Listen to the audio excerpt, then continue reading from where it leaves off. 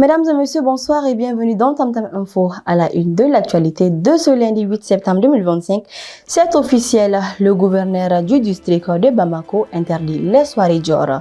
Une décision radicale prise aujourd'hui pour atteinte aux bonnes mœurs qui met un terme au débat qui agitait la capitale. Lutte contre le terrorisme, les forces armées maliennes mènent des offensives d'envergure à Kaï et près de Tessit, infligeant de lourdes pertes aux groupes armés.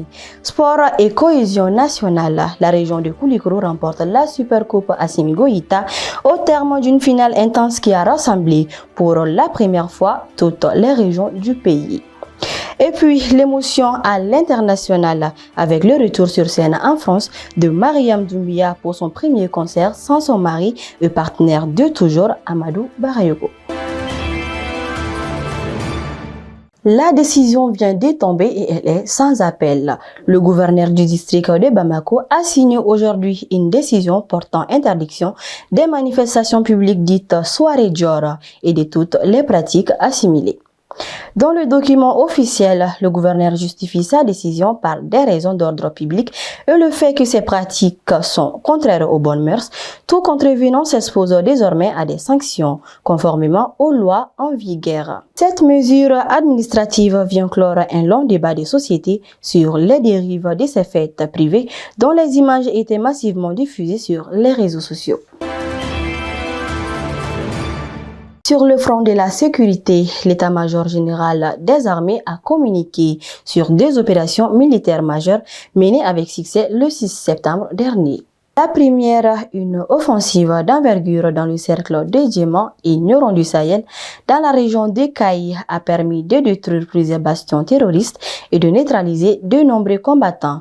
Un important arsenal de guerre a également été saisi. Le même jour, près d'Indelman, dans le secteur de Tessit, une frappe aérienne a permis de neutraliser un véhicule suspect qui transportait des substances inflammables, déjouant ainsi une probable attaque. Le football national était en fête ce week-end avec la grande finale de la Supercoupe Assimi Goïta. Au terme des matchs nuls 1-1 face à une vaillante équipe de Mopti, c'est la région de Koulikoro qui a remporté le trophée au tir au but pour la deuxième année consécutive. Le Premier ministre Abdoulaye Maïga a salué une compétition qui a atteint ses objectifs. Renforcer la cohésion nationale en rassemblant pour la première fois les 19 régions administratives du pays. Un nouveau lieu de détente dédié à la santé et au bien-être a été inauguré ce week-end dans la capitale. Il s'agit de Inaïs Center, dont la promotrice Madame Bati Haïdara a officiellement coupé le ruban en présence de nombreuses personnalités, dont le grand artiste Coco Dambélé. Plus qu'une simple salle de sport, le centre se veut un espace complet de mieux-être, proposant des massages, des soins et même des activités aquatiques innovantes. Une nouvelle adresse qui ambitionne de devenir incontournable pour les Bamakois qui souhaitent allier sport et relaxation. Écoutons Madame Bati Haïdara au micro de notre reporter Zoumana Diallo. Merci à tout le monde d'être venu. Je remercie beaucoup. J'ai même l'émotion de parler. L'émotion est grande parce que je ne m'attendais pas à tout ce monde-là. Et vraiment, je suis tellement ravie que les mots me dépassent. Merci à tout le monde. Et je souhaite qu'on aura encore beaucoup plus de monde et que les gens ils nous comprendront ce qu'on veut dire. L'expérience qu'on va entamer à Bamako ici aujourd'hui. Et j'espère que ça aboutira. Inch'Allah. On remercie tout le monde, on remercie le bon Dieu. Et vraiment, l'attente est bon. J'espère recevoir le maximum de personnes à Inaïs et avoir beaucoup de courage de satisfaire la population malienne, de les aider, Inch'Allah. Le projet même c'est l'aide, franchement, si je peux. Enfin, une note de culture et d'émotion nous vient de France.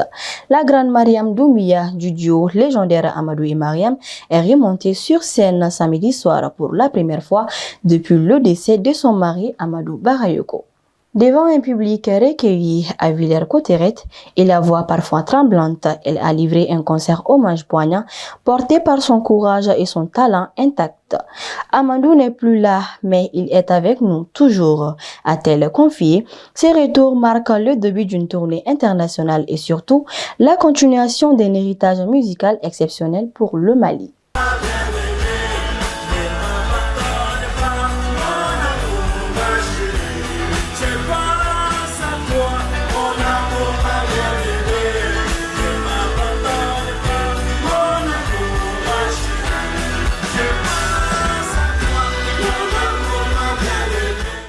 Oui, je suis prête à continuer vraiment. Je suis une femme battante, une femme courageuse. C'est vrai que mon mari, vraiment, on s'entendait bien, on composait bien ensemble, on s'aimait vraiment. Même ici, il y a les problèmes, Amadou et moi, on s'assoit, on trouve la solution ensemble. Vraiment, ça a marqué tout le monde, mais ça m'a beaucoup marqué. Mais comme vous êtes là, bon, ça me donne le courage de continuer. Sinon, vraiment, c'est pas facile. Je remercie tous les Maliens. Tout le monde, tout le monde.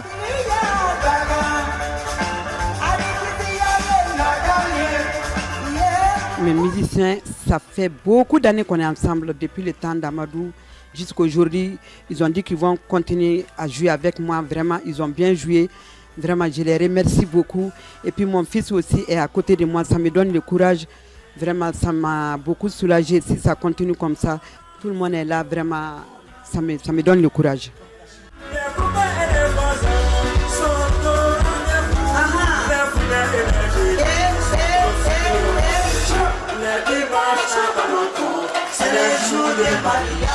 Et ce soir, j'ai été très satisfait et j'étais très heureux de voir ma maman faire cette joie sur scène.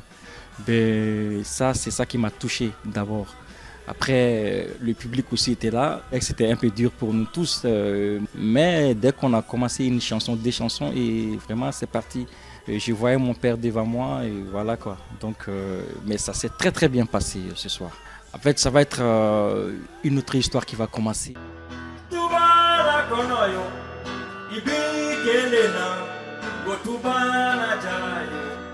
Ah, ils m'ont apporté de lourd dans ma musique. Parce que côté émotionnel, côté sensationnel, il y a ma mère qui me donne ça. Mon père, il jouait la guitare, et donc il y a ce côté influence, malgré que j'ai commencé par le rap, mais côté influence blues guitare qu'il faisait, donc j'ai appris des notes de lui.